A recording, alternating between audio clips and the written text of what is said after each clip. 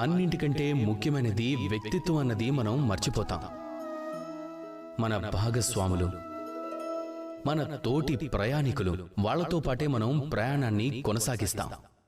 వాళ్ళు చాలా ముఖ్యమైన వాళ్ళు. మీరే స్వయంగా చూడండి, మేఘాల నుంచి వర్షపు చినుకు పడినప్పుడు దాని లక్ష్యం ఏమిటంటే భూమి. దాని యాత్ర మొత్తం గాలిలోనే కొనసాగుతుంది. కానీ దానికి భాగస్వామి ఎవరు దొరుకుతారో అనే దాని మీదే చాలా ఆధారపడి ఉంటుంది. మీరే చూడండి, ఒకవేళ దానికి ముత్యపు చిప్ప భాగస్వామిగా దొరికితే, ఒకవేళ అది ఆల్చిప్ప నోట్లో పడిందంటే అది ముత్యంలా మారుతుంది.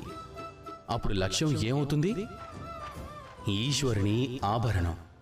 అదే ఒకవేళ వర్షపు చినుక్కి సర్పం తోడు దొరికింది అనుకోండి, అది వెళ్ళి సర్పం నోటిలో పడితే అప్పుడది విషంగా మారుతుంది.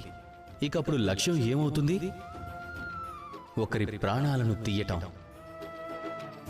అందుకే మన జీవితంలో భాగస్వామి ఎంపిక చాలా ముఖ్యమైనది, ప్రధానమైనది అనడానికి ఇదే నిదర్శనం.